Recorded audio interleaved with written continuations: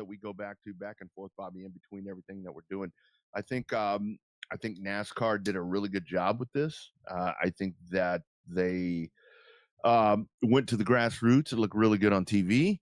And I don't hear a lot of people complaining. Don't hear a lot of people complaining right now. Not a lot of squeaky wheels after the Bowman Gray race. Anybody that said you couldn't pass didn't watch that bright yellow highlighter color number 12 start dead ass last and make his way all the way to second with virtually not a mark on that car. No, I didn't see anything. Pretty pristine by the time he got done to the end of that race. But the only thing that surprised me, though, was that Fox did an okay job, in my opinion, covering the race. But when you got to watch the video shorts on Facebook and YouTube and Twitter or X or whatever, some of the handheld videos from the fans and the phones, those cars looked faster and they sounded better what they did on the TV broadcast. So I don't know, though. I mean, I think that, they're talking about moving it to Brazil now after year number 1. I don't know, dude. It's not like the Coliseum where you dump $4 or $5 million into a track and tear it up once, but I just don't see them. They dropped a pretty penny there at Bowman Gray. I think they'll keep it there at least another year. Yeah. Move the All-Star race to Bowman Gray and then give Wilkesboro a points race. So I think that this is going to be probably a 3-year plan for them to stay there. And what I liked about this race, a lot of things I liked about this race. When it came to the coverage on Fox, and I caught, I think it was 20 laps in by the time I caught the main event. And it really seemed like to me what Fox was trying to do with the aerial shots and all the different whatever. I think they were trying to make it look bigger than it actually was. And I think part of the romance with this whole thing was that it wasn't big, that it was more intimate, that it was very short track. And that's what I was hoping that they were going to dial into, which they did. And, now I see, everybody's popping out of the woodwork. You need to have it here and you need to have it there and whatever. And for all the stones that want to be cast at NASCAR and all the different things like that, NASCAR spent a lot of money to get this place up to par. And it's very funny to me right now that after the fact, I posted on Facebook where when they lit the lights up and the place looked extravagant, it's like when NASCAR made the move and they put the safer barriers in, people are bitching about, wow, they're ruining our track. Well, they weren't saying that when that place was lit up. You know what I mean? So that's a lot of money to go in there and fix these things. And it's one of those things, Bobby, my first thought, the checkered flag flew on that race. And I thought about the conversations that you and I have had for the better part of 10 years, damn near. It's like, it was great. How do you follow it up? What happens the next time? Well, my thing is, does the community look at it differently if Chase Elliott doesn't win that race? Right there. The fan favorite won the race. I think it would have been one of those things with if he'd have won or if you'd had one of those madhouse finishes. I think it would have been hit either way. If Logano goes up there and runs over Chase Elliott, people would have been pissed off, but it would have been a good thing because it was the typical whatever. But my whole thing is with the folks that are going about, let's do it here, let's do it there. NASCAR has a lot of money. They really do. But I don't think anybody has an idea really what they spent to do this. That's the one thing that never got addressed. They never said how much money they spent. And they never really said how much money they spent at Wilkesboro, but it was in the tens of millions of dollars at Wilkesboro to get it ready.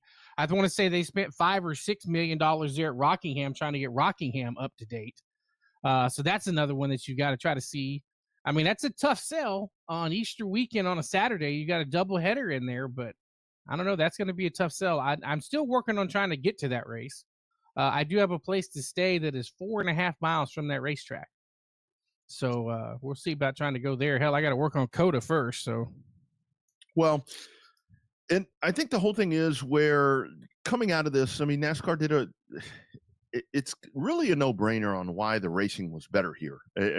I keep seeing folks talking about it, and it's one of those things where when folks compare the Coliseum to Bowman Gray, it's like, okay, the racing kind of sucked at the Coliseum, which it did. Let's be very candid here. It wasn't very good. It wasn't good. Comparatively to the two, yeah, it sucked compared to Bowman Gray. It did. But what you had at Bowman Gray is what I liked about Bowman Gray is the fact that you had the teams in there and they were, in a regular pit area, whatever. um, that's a seasoned racing surface. I mean, that's not a brand new layer of asphalt or concrete or whatever. At the Coliseum, every year they go in there, Bobby, and they're laying another strip down. I mean, this is a weathered thing, and tire fall off came into this, and with Goodyear doing the soft tire and all of that, that's the underlying thing. I mean, I think if they'd have raced at the Coliseum on, I don't know, 10-year-old pavement, I mean, I think we'd have had a different result there. But that's the whole thing right there when you really dig into it. And this is a racetrack. Come on, man. It just 18,000 people in there. The place was jammed. LA Coliseum, what's that sit? 65,000? Ain't nobody there. What Yeah, did we hear? 40.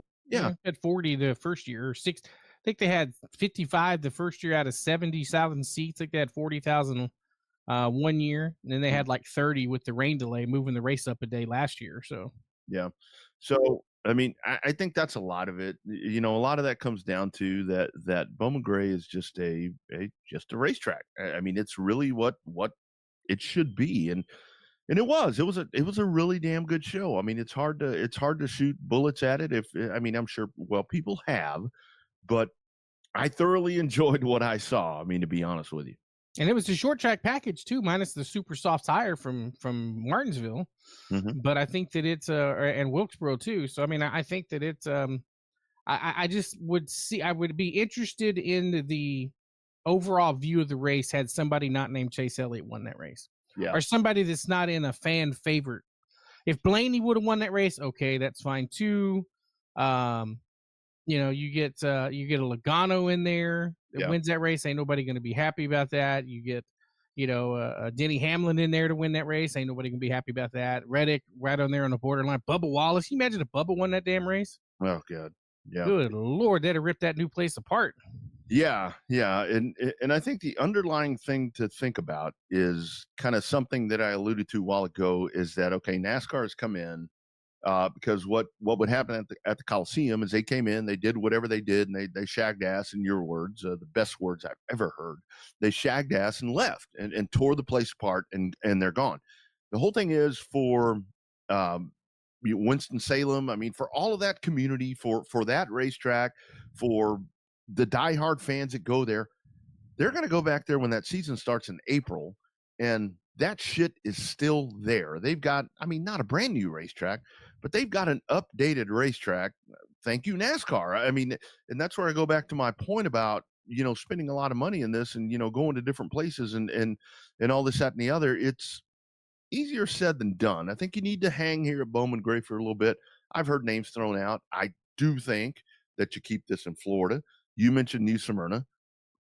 Try it there. Try it at Five Flags. I mean, try to Hickory's been brought up a lot. So it was like, think Hickory. of what Hickory could be with $1 million in it. Yeah, and that's the whole thing. That's the whole thing where to all the NASCAR detractors, it's like, we really like what we saw. We should do it here, but we want you to come do what you did there. Because let's be very candid here, friends. You could not do what they just did with the place in the shape that it was before NASCAR assumed that lease. Oh No no, hell offense. no. Yeah, no offense. That was not possible. That was a shithole compared to what it is now. The only place they're running with Armco barriers Yeah. Yeah. is Watkins Glen, and they Right. got safer barriers around 3/4 of that place now. Yeah. Exactly. Exactly. So that's a whole thing right there where I think for a lot of folks that are happy about everything and yeah, it did. It showcased short track racing. It showcased the Madhouse. It showcased, by the way, we'll say that. All right, let's go to the hotline. Let's go to the hotline because we did have great racing in Texas this past weekend. I-30.